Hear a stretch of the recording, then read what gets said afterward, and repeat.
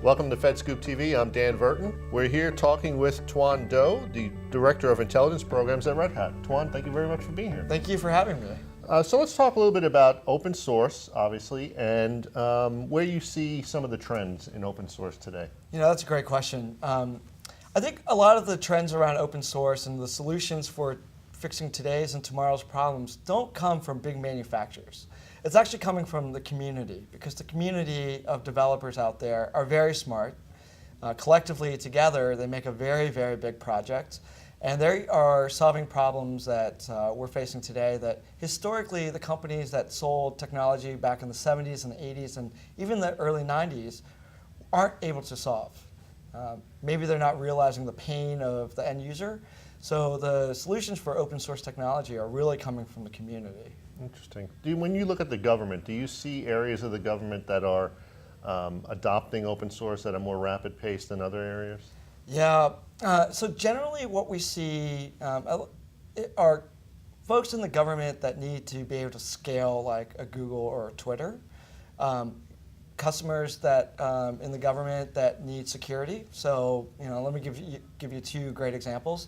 SE Linux was a joint Red Hat and NSA product that was developed together to secure the operating system called Linux.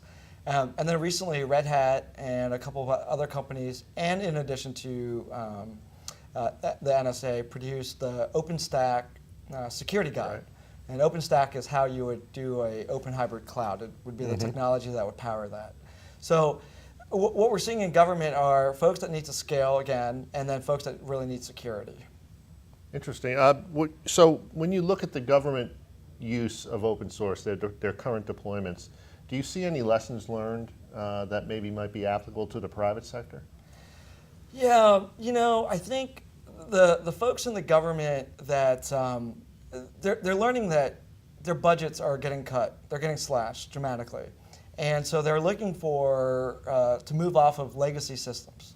A lot of our government customers are in a death spiral where they're still paying maintenance on systems that they have been using since the 1970s.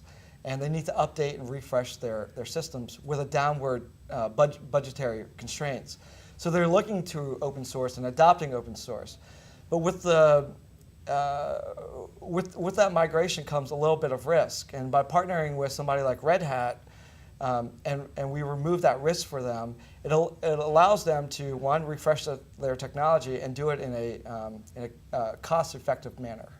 I've had several people today say, one of the things the government has shown that the private sector has not shown is just do it.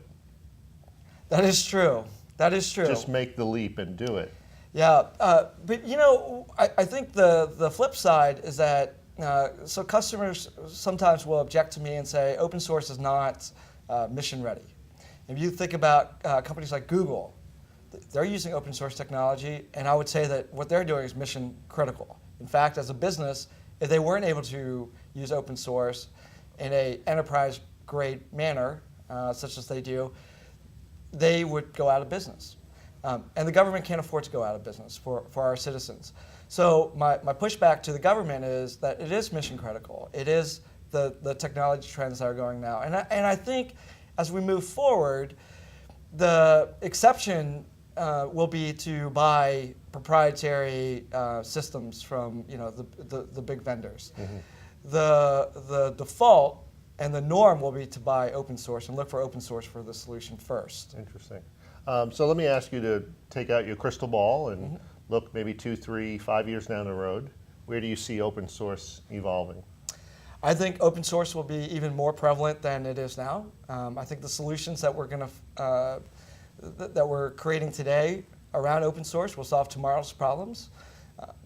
I think as we get more developers in, I think that government agencies will be able to develop solutions that are more cost effective, that actually solve the problem of the customer and of their end customer, and then be able to do it and then add incremental value for their citizens. Great.